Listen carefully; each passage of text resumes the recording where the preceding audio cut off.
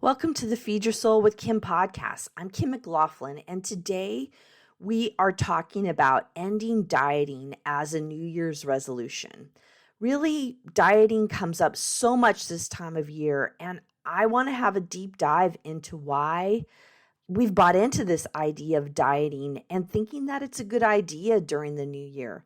We're going to talk about how you've really been sold to by the multi-billion-dollar diet industry. And we're going to get a different plan together about how you can start this new year in a different way without having to diet.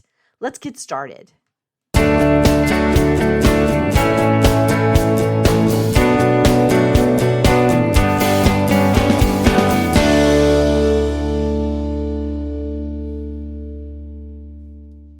This is the Feed Your Soul with Kim podcast, and I am Kim McLaughlin, your host.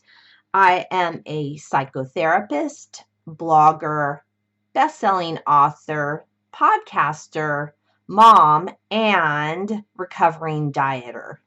As I'm recording this, we are at the beginning of the year, and there's still a lot of information out there and conversations about New Year's resolutions and dieting. And today, I actually wanted to talk about my ideas.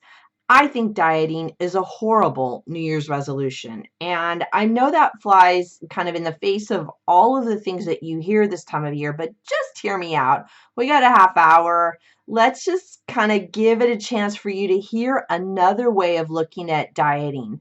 We've been talking over these past episodes. We're at episode 35 right now. So 34 and 33, we talked about ending the year in a different way and how to end that decade in a different way, as well as how to move into a new year without having any resolutions.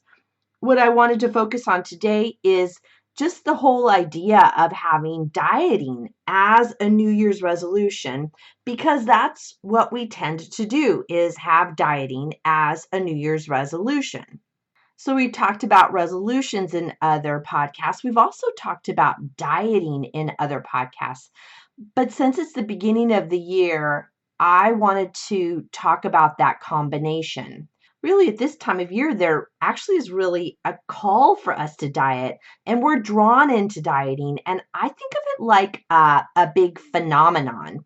So I looked up on the internet how many people are looking for New Year's resolutions, and I found that 1.8 billion people were looking for New Year's resolutions. And hint, hint, there was the top two were ones we're going to talk about today. Is the top two resolutions were exercising more and losing weight. And I'm going to put those two together with exercising and losing weight, because I think that we have overly connected dieting with exercise.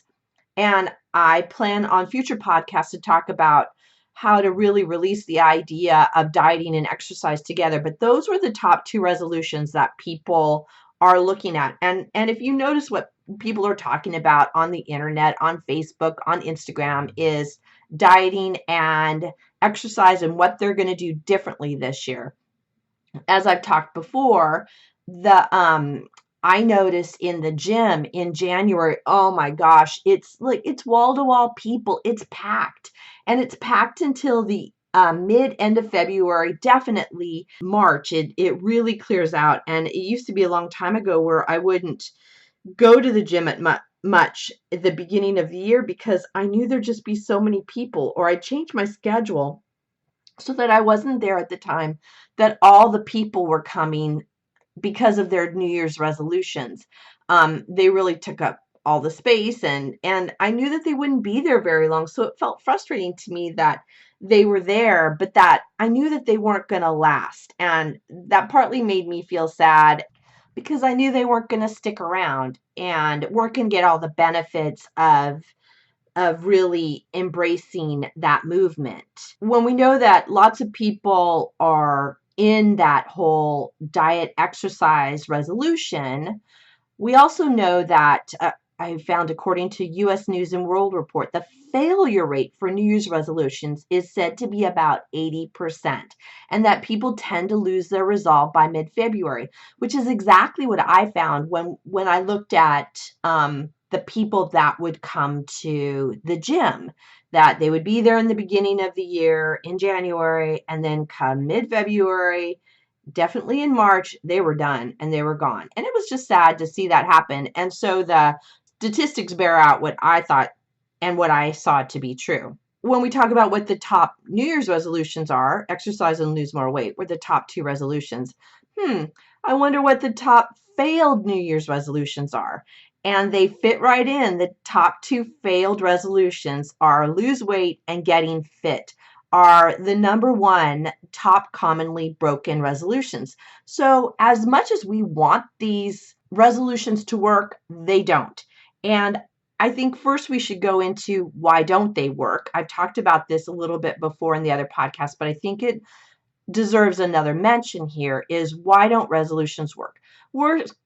First, because they're based on what you think you should do, not what you want to do. And there's really this pull the beginning of the year that we should have a resolution.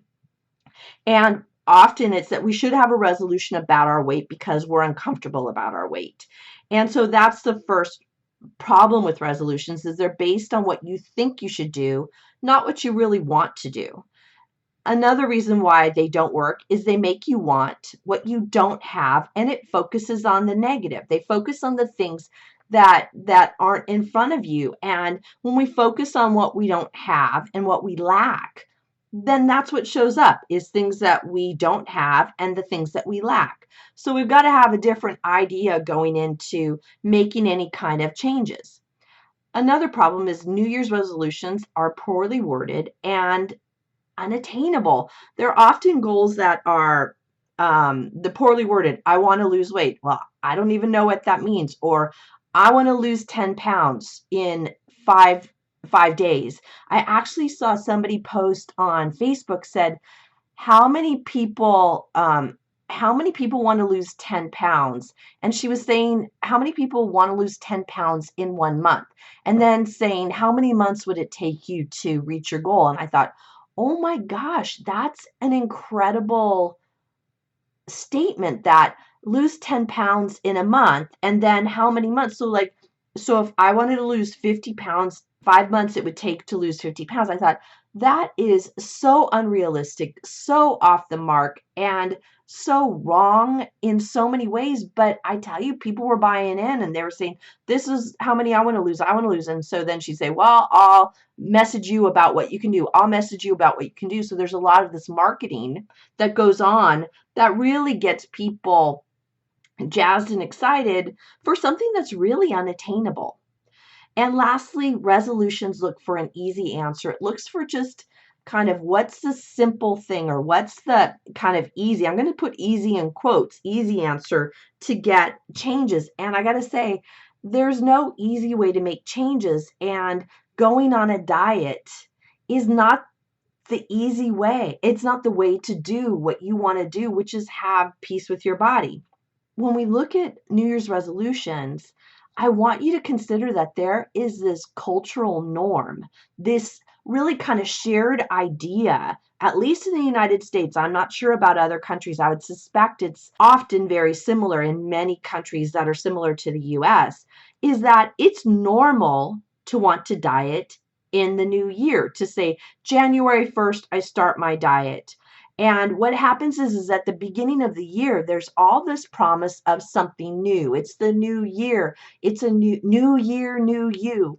All this idea that you're going to be different because it's the start of the year. And we buy into it hook, line, and sinker because we think it's what we should have and it's what everybody else talks about. So there's that cultural norm, that societal idea that we really fall into.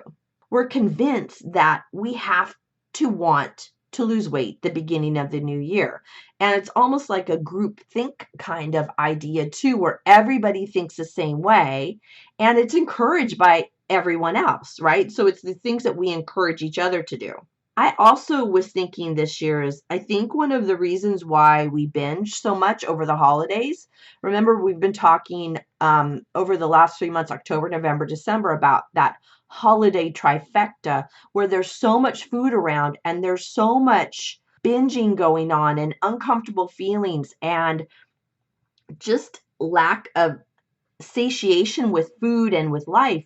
And it's interesting to me that we have that happening during that holiday trifecta time. And then come the beginning of the year, we're supposed to stop all of that and we're supposed to diet and we're supposed to, quote, get back on track or be good or lose the weight that we gained. And it becomes this feast or famine idea, right? Feast over the holidays, feast over that holiday trifecta time, and then famine, diet in the new year. And that's actually what we look at. Remember when we've talked about the idea of dieting, is that we begin with the dieting restricted idea. We go around, and then what always happens when we diet and restrict is ultimately we binge. We go around again and come up. If you go around in a circle, then the next part of the circle is we feel shame and guilt because we binged. And then we want to diet again because it's the only option we can find to move out of binging and feeling uncomfortable in our body. We also think at this time of year that we're supposed to be in the pursuit. We're supposed to be moving towards this idea of, I want a smaller body. So when we're considering this idea that we're being told that we should be looking at having a smaller body, a smaller size, what I want you to do is encourage you to look beyond what you're told. Look beyond what other people say you're supposed to want and really consider what's worked and what hasn't and what really is valuable to you beyond what other people tell you that you should want. Also included within this is remembering the diet industry is a failed industry. They profit on our failure, not just your failure, my failure, all of our failure. They profit on this. It is an industry that needs you to fail in order to make money. When I look up the statistics, it is a $72 billion industry. $72 billion. And it's only going up year after year after year because we bought into this idea that we need to have a diet. Hi, everyone. This is Kim, and my book is out. Feed Your Soul, Nourish Your Life, a 6-step system to peace with food is live. I recommend you get it. It has all my 6 components of feeding your soul, as well as my own story. Pick it up now. You can find it on my website at feedyoursoulunlimited.com. Thanks.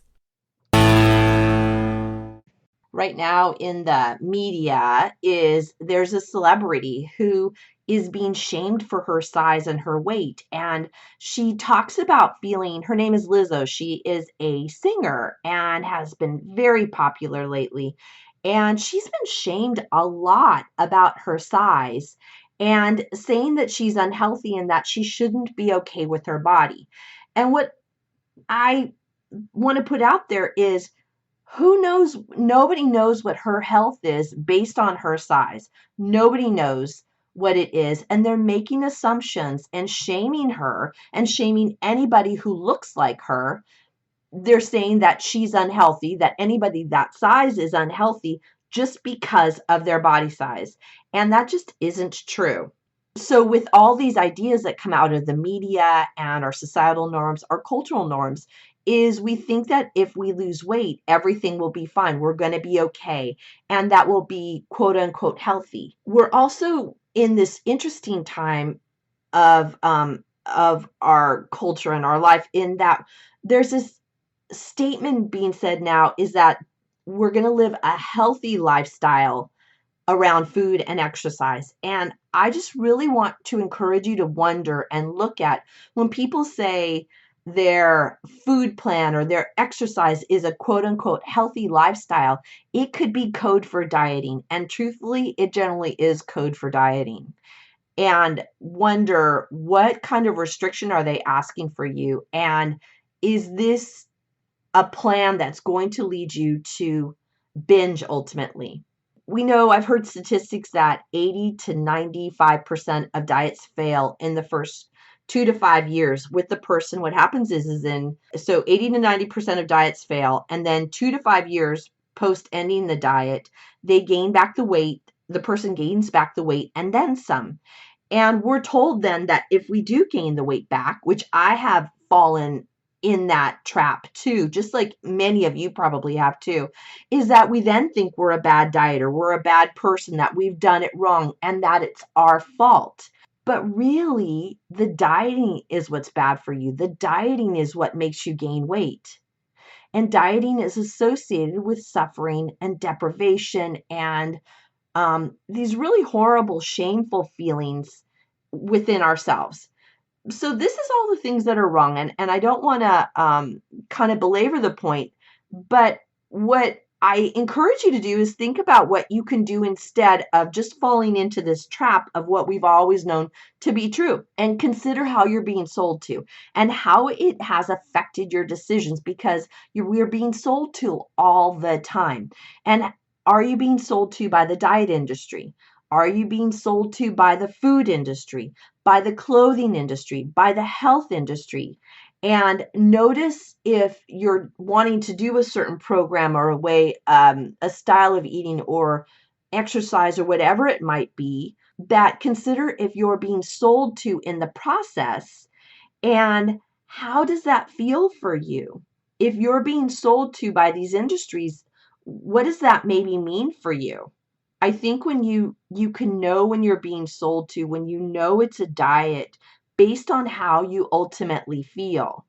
So here are some things. If you are some of the ways you might know if you're being sold to and if this product program isn't working is because you feel upset about your weight and you're blaming yourself. If you're feeling unworthy and unlovable because of how you look and your size. If you feel sad about yourself and think that maybe you're a horrible person or you're not going to be loved because of your size and your weight.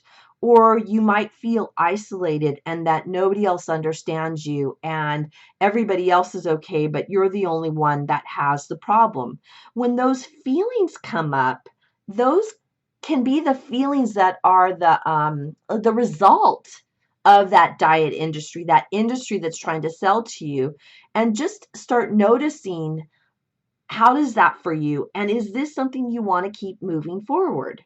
What I want to wonder with you is to stop having that New Year's resolution and not having that diet weight loss New Year's resolution, and just start being okay with yourself and being okay with who you are right here, right now, in this wonderful body that you already have. Food is important to us, you guys. Food is important. Food is fuel. It's how it gives us the energy to do the things we want to do. Food is comfort. It feels good. It tastes good. It makes us feel good. It's associated with lots of memories that feel good to us. And that's an important part of what goes on with food. Food is also a form of celebration and how we kind of acknowledge certain events and certain times of year. And it's an important part of food. And we can't discount that food is part of all those areas of fuel, comfort, celebration, because we have to eat. It's a physical requirement that we have to eat, or we're just not going to be around. That's just not the healthy thing to do. I think you can hear how passionate I feel about this. And instead of dieting this started this year, and instead of having that New Year's resolution, I know you're wondering, what should I do? What could I do instead?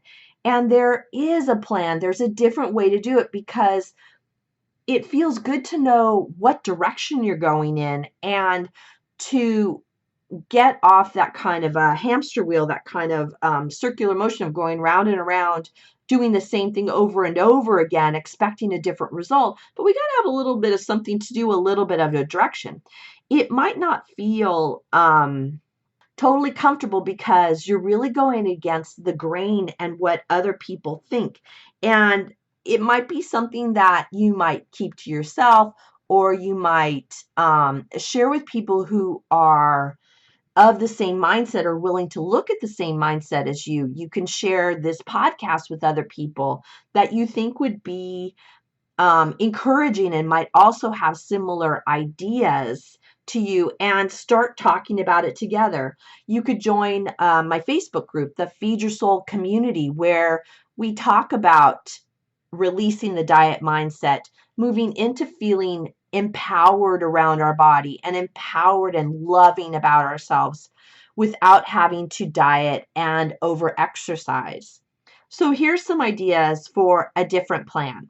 First, listen to your body's needs. What is it your body wants? This is a lot of what we talk about in intuitive eating, which is what I talk a lot about in terms of how are we going to use food in a different way, or look at food in a different way, and listen to what your body's needing from you. What is it asking for? Is it maybe asking for sleep? Is it time to sleep, or is it time to take a walk, get some movement in? Is it time to have conversations and get some kind of camaraderie going on? But really listening to what your body needs in order to then give it what it needs, what it's telling you, what that intuitive knowing is about your body's needs is really important, and then follow through and do that. Next part of the plan is listen to your body's physical hunger. I have talked before about the different kinds of hungers, and today really it's more about the physical hunger and what is that physical hunger saying to you. What does it feel like to be hungry? I know a lot of people that I work with talk about not having that physical sensation of hunger. They don't know what it feels like to be hungry. And maybe that's something that's happening for you. Is what is that physical sense of hunger? For me, the physical sense of hunger is my stomach starts to grumble. I start to feel lethargic. I might start getting a little bit of a headache. My hands might start to shake. And I start to think more about food, and kind of maybe more obsessed about it, because my body is physically hungry. And that is a sure sign that I am into hunger. And when we talk about hunger, I like to look at it on a 1 to 10 scale, 1 being overly hungry, 10 being overly full, and 5 is in the middle where we feel satiated. So as I'm feeling moving down the scale of 4 or a 3, those are absolutely my time that I need to start eating, because my tummy is hungry, my body is hungry, and when I have physical hunger, I have to eat. What I don't like about diets is that they'll tell you what to eat, when to eat, how much to eat, stop eating, drink water instead of eating. And when you're physically hungry, you're physically hungry. Eat some food. Check in with your body, see what your body's asking for, and feed it some food. Another part of a different plan is to listen to the other hungers that are going on. Social hunger, emotional hunger, mental hunger, spiritual hunger. By that I mean, what is it that you're craving and kind of hungry for in that more meta hunger way of, are you craving being with other people? Or is it that a lot of emotions are coming up and maybe you need to journal? Or you're having a lot of thoughts going on and maybe need to go talk to somebody about all the thoughts that you're experiencing, or maybe some type of spiritual hunger to go to church or practice some meditation.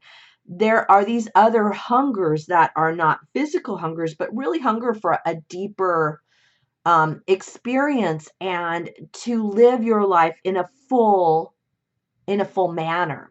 Another part of a plan is to allow yourself to experience pleasure. What happens when we think that we're overweight, when we think that we're too big, when we think that we're fat or obese or not valuable because of our size, we tend to not allow ourselves pleasure because we don't think we deserve it.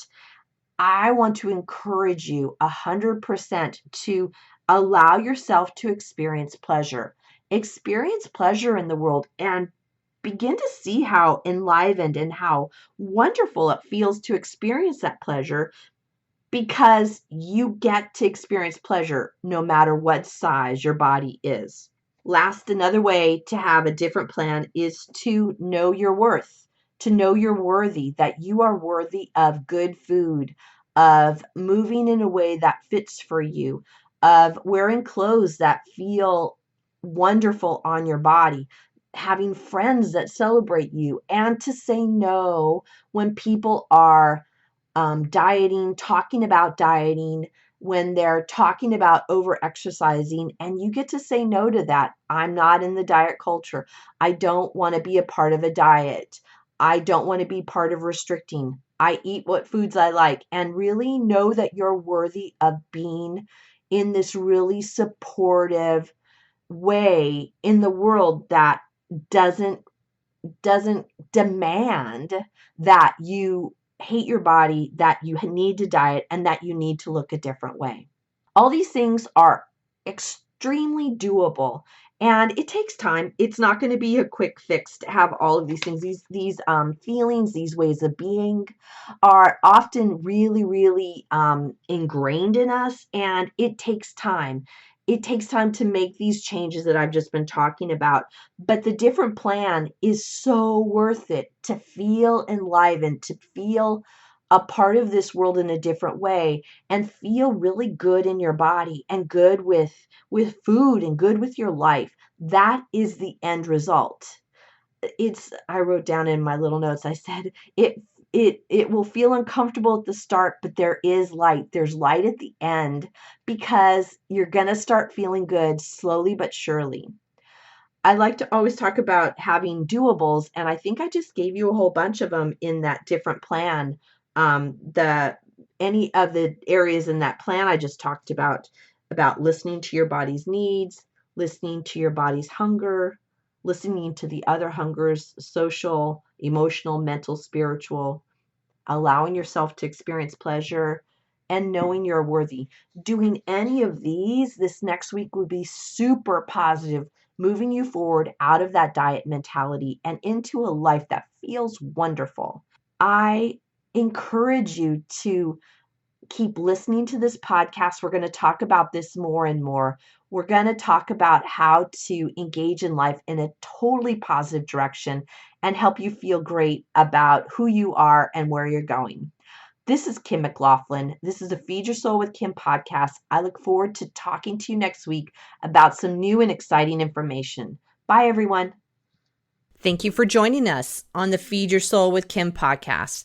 We come to you every Monday with fresh new ideas to help you end emotional eating and put food in its proper place as nourishment. Please be sure to subscribe to this podcast and review it and let us know what you think. Thank you for joining us.